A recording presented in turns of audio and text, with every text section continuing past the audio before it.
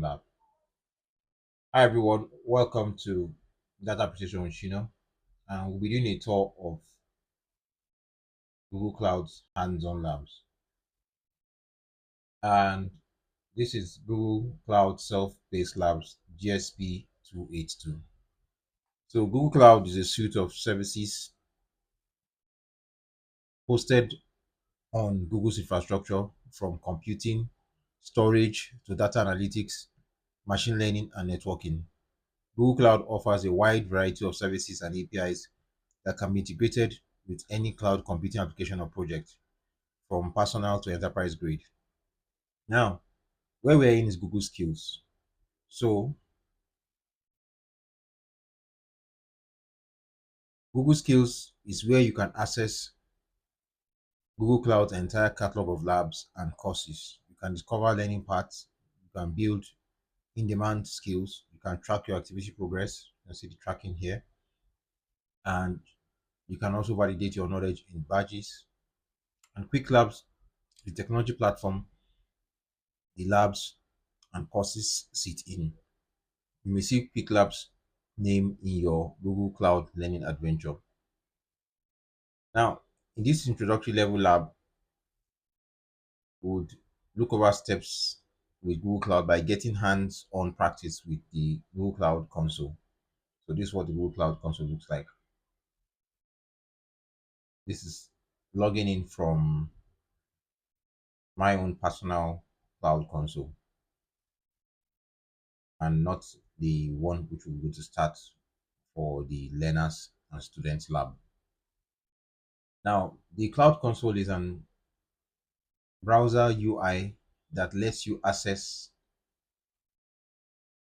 and manage Google Cloud services. So here is what the console looks like. So click on the console.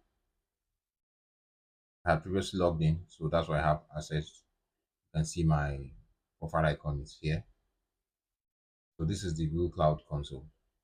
And once you open the Google Cloud console, you can see a project picker with the selected project name. You can see here's the project name, here's the project number, you can see the project ID, and you can have a copy. And you have the Cloud Hub and dashboard. So we have quick access for this project. So we have the APIs and services, quick access. We have the IAM, that is the identity and access management and admin. We have billing, we have compute engine, cloud storage, BigQuery, VPC network, and Kubernetes engine. Those are the quick access, and you from here you can view all other products. Now, if you are new to computing or looking for an overview of Google Cloud, the Quick Labs platform, you are in the right place. So we're going to read on to learn about the specifics of the lab and areas that we'll get hands-on to practice with. Now, in this lab, we'll learn how to perform the following tasks: accessing the cloud console, viewing various cloud objects, projects, using the cloud console navigation menu, managing basic roles, and using the cloud IAM service, and we'll explore the API library and examine its chief features.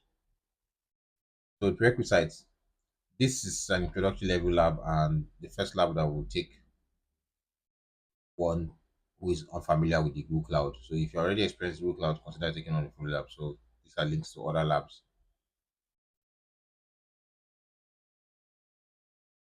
Now, if you've decided to take one of these labs, be sure to end this lab now, so that if we started the lab, so we'll finish this lab before we take those other labs. Now, lab fundamentals. Regardless of the topic or expertise level, all labs share a common interface, which is what we're seeing right here. You can see the start lab button, which is here. You can see the lab title. You can see the lab time, which is here. We have the lab credit. That's the price of the lab, which is right here, 5 credits. This is the lab time, the expected time you have to take it. Then we now also have the lab score. And if you are paying for the lab, some are free, but others you have to pay credits.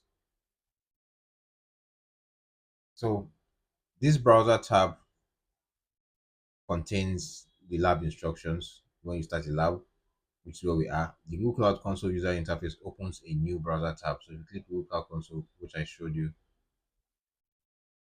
so this is it. It opens a new tab. Now, you may need to switch between the two browser tabs to read instructions and to perform tasks. So once we start this lab now, so let's come here. Let's start our lab.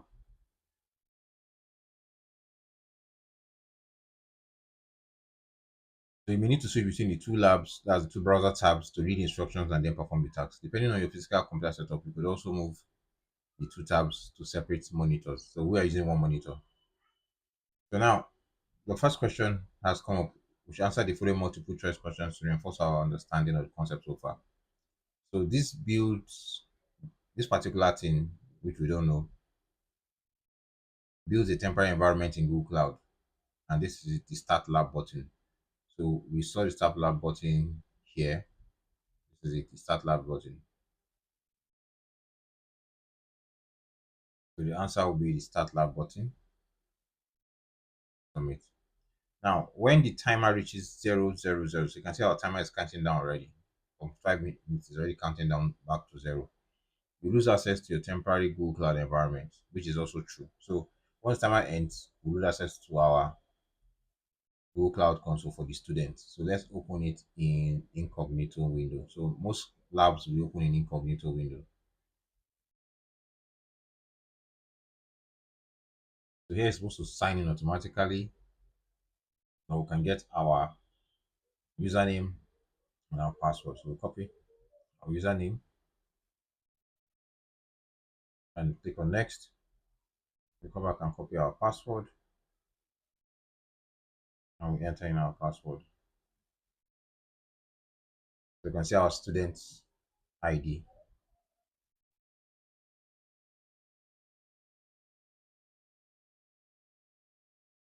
So next thing is when the timer reaches zero, we lose access to temporary Google Cloud environment, and that is true.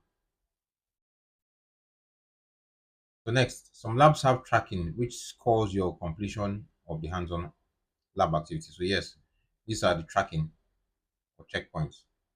Some are visible as checkpoints, some are not visible. So the answer is true. Labs have tracking. So next, in order to receive completion credit for a lab that has tracking, you must complete the required hand-on activities, which is what we have here. So if we don't complete this, we wouldn't receive the completion credit. So the completion credit comes here. So that is true. Now we'll start the lab. So you access the cloud console. So start the lab. Now that you understand the key features of a component of the lab, let's click Start Lab, which we've done. It may take a moment for the Google Cloud environment and credentials to spin up. When the timer starts counting down and the Start Lab button turns to a red End Lab button, which is what we have here, everything is in place and you're ready to sign into your Cloud Console. So this is our Cloud Console, our student Cloud Console. So here's our student Cloud Console. You see it, this is our student Cloud Console. So you can see this account is managed by quiglabs.net. You can see our name and our access. So next, it may take a moment, which we've already done. Start up changing red, which we've already done. So next, there's a note here. Do not click the End Lab button unless you've completed all the tasks in the lab. When you click the button, your temporary credentials are invalidated and you won't be able to access the work. So if you click the End Lab button, our access will be revoked here. So we must click the button when you finish. If you do not, you won't be able to take another lab. So one lab has to end if another lab would start. Lab details pane. Now that our lab instance is up and running, let's refer to the lab details pane on the left. It contains our Google Cloud Console button, our credentials, username, password, and project ID. So you can see our project ID here, our username, and our password. Note your credentials should resemble but won't match the image. Every lab, well, we know that we can see that every lab generates its own temporary credentials. We'll open the cloud, we'll put in our username and password, and we'll send our project ID. Now, this is a note concerning the project ID. The project ID is a unique identifier that is used to link Google Cloud resources and APIs to your specific project. Project IDs are unique across Google Cloud, and they can only be one quick labs, which makes it globally identifiable. So they say they are immutable. So even if you delete your project ID still stays and no one can use it. So we've signed into our cloud console. Remember the username and labs pin automatically fills in some cases, but we had to fill it in. Same for the password. And remember on the welcome page we had to agree to the terms to continue. Now let's test our understanding. So we'll answer the following multiple choice questions to reinforce our understanding of the concept we covered so far. What field is not found in the left pane? So among these, what field is not found in the left pane? Password, we have password. Project ID, we have project ID. Open Google Cloud Console, I can see. Okay, yeah, it's here. You can see it here. So the Open Google Cloud Console, this is it. And then system admin. So there's no system admin here, so it's not found. Now, the username on the left panel, which resembles student XXXX, is a cloud IAM identity, which is true. Now, second task, we're on task 2 now. I want to view projects in the Cloud Console. So, a Google Cloud projects were explained in section about the contents of the lab. Here's the definition once again. So, a Google Cloud project is an organizing entity for Google Cloud resources. It often contains resources and services. For example, it may hold a pool of virtual machines, a set of databases, a network that connects them together. Projects also contain settings and permissions, which specify security values, security rules, and who has access to what resources.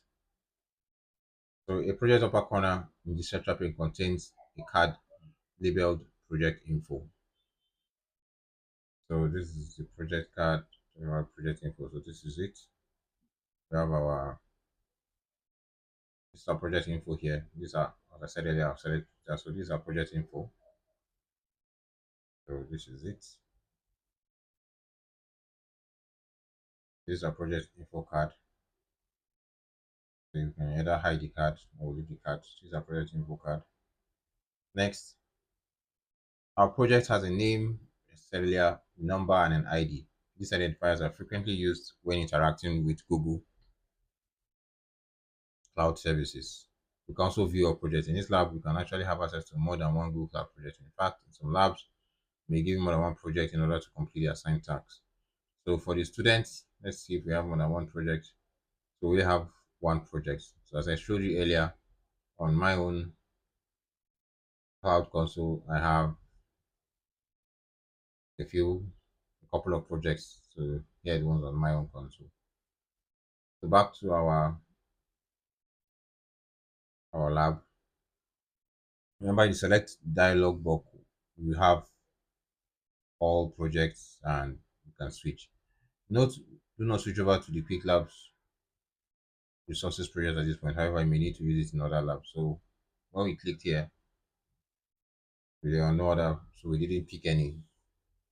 So let's leave that because we're advised not to pick the Quick Lab resources. So this is it. This is what we're advised not to click on.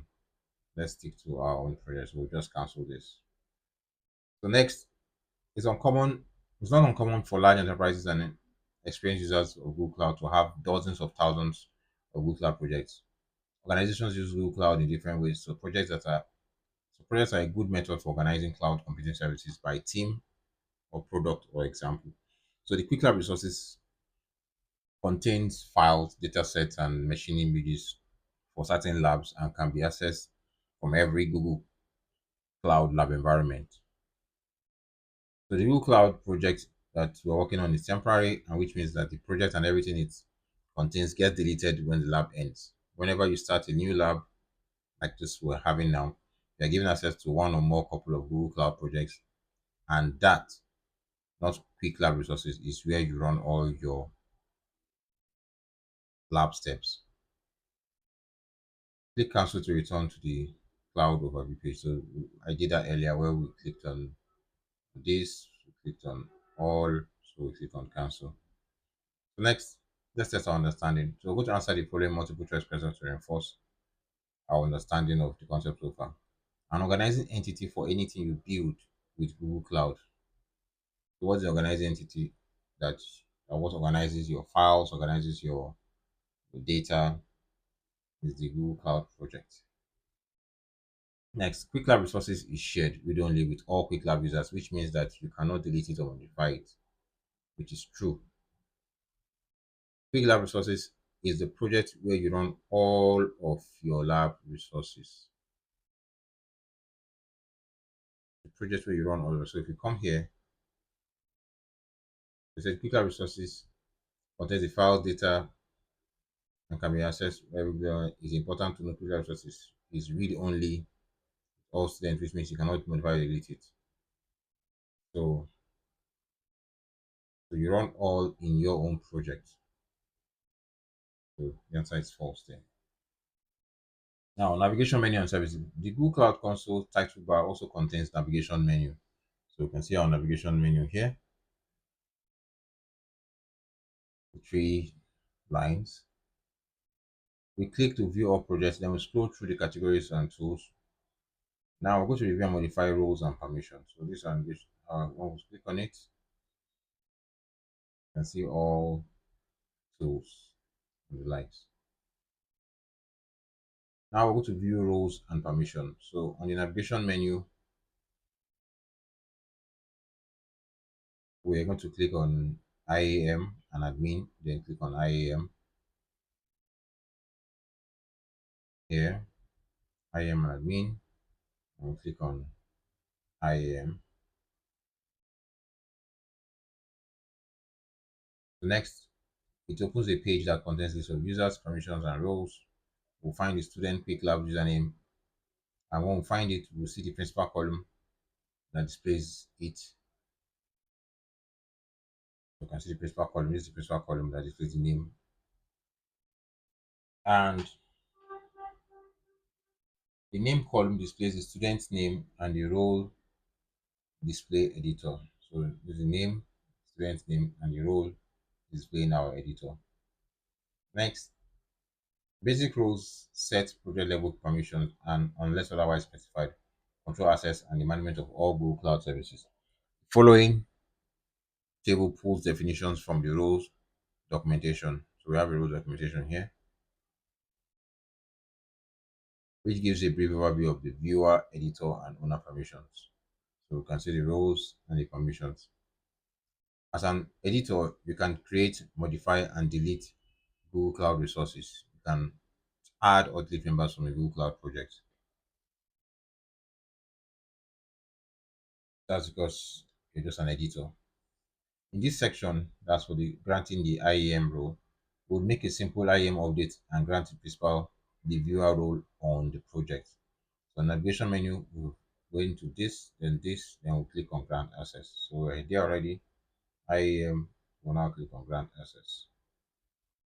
Now, we'll select a role from the drop-down menu. So in the principal section, we'll enter the identifier student for the principal. So you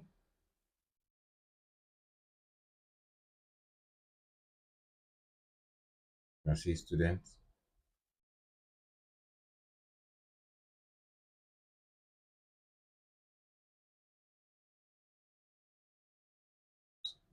Enter this for the principal.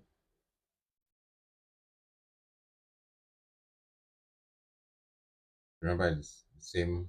We have here student 04.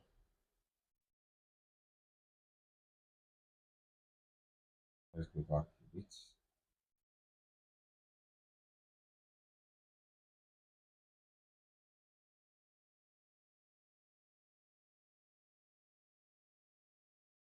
Cancel this and start fresh.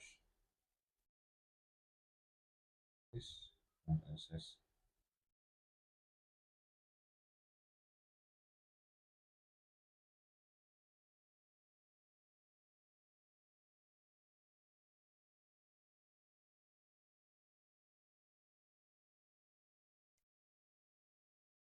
and we will now assign role. So we're now told to click on viewer, to assign role in viewer. Then next we click on save.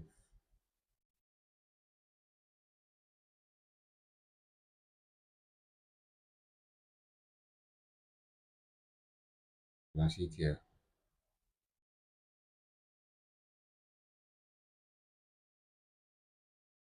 So we selected successfully granted the IAM access for a second student account. So it wasn't the account we have, but we have created for a new student account. So note, we can encounter a unique feature called activity tracking that assesses completion of tasks. To complete our tasks and verify this, here we have the check my progress on the side. Notice that our score increases in the box in the upper right corner. So this is the box.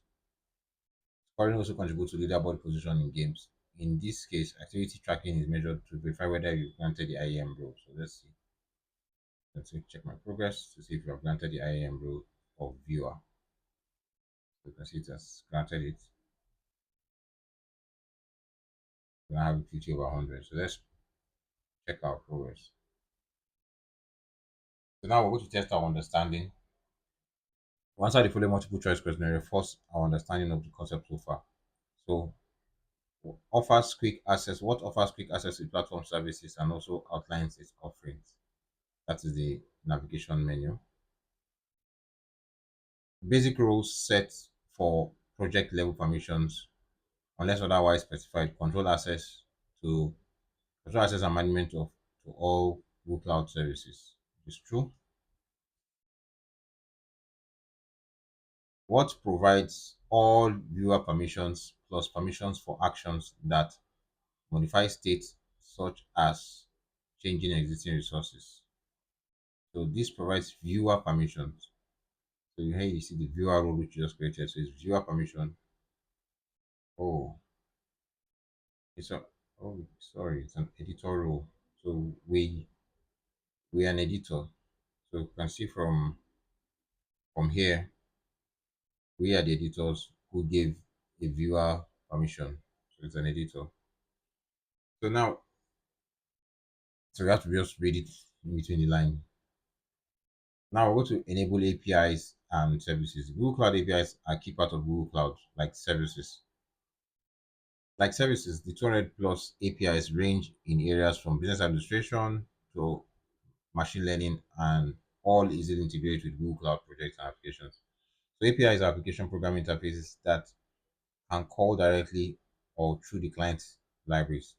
Cloud APIs use resource oriented design principles as described in the API design guide. So when a lab provides a new Google Cloud project for a lab users, it enables many APIs automatically. So you can quickly start work on the lab tasks. When you create your own Google Cloud project outside lab environment, you have to enable APIs yourself, which is applicable. So most APIs provide you with detailed information on your project usage of API, including traffic levels, error rates, and even latencies, which help you quickly triage problems with applications that use Google services. So we're going to click on navigation menu, API and services and library, and under the header category, to display the different categories available. So navigation menu, API and services, library. From library, we're going to go to left pane under category, and the API search bar will search for dialog flow. I'll click dialog flow API.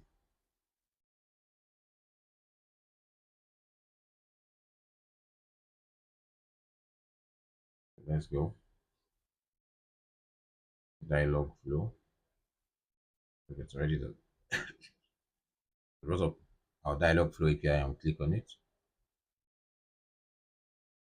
Then next we're going to click on dialog flow enable. So now the dialog flow API allows you to build rich conversational applications for Google Assistant without having to understand the underlying machine learning and natural language schema. So we're going to enable this.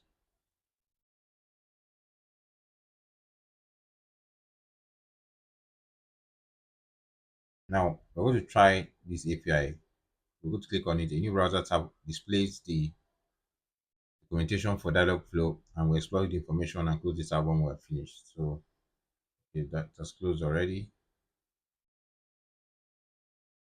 We can see here the try API is still here.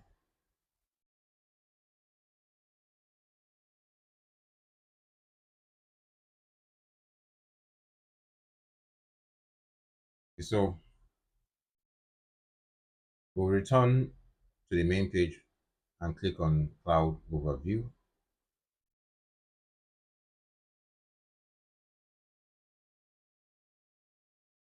That's the main page of Cloud Console. Then click on Cloud Overview.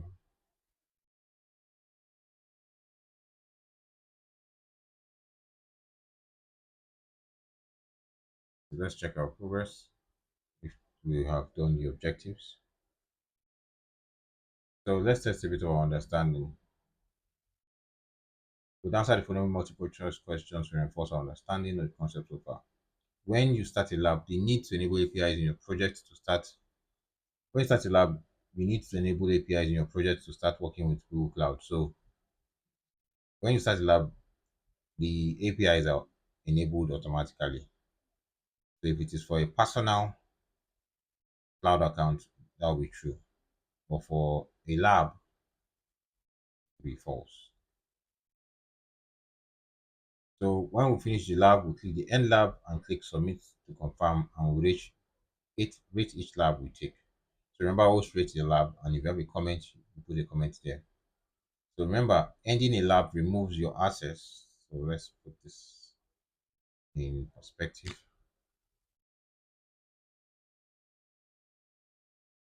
It's clear to everyone.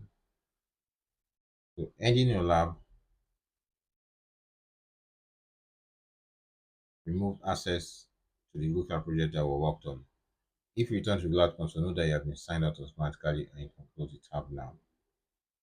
So in 30 minutes, we'll develop a solid understanding of the Cloud Console and the platform's key features. So let us go back.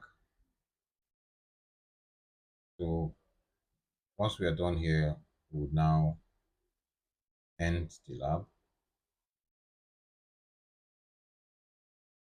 and we have 5 points. Okay, so once you have this and you can submit, it means we've done the lab before. So thank you very much, and see you in our next video.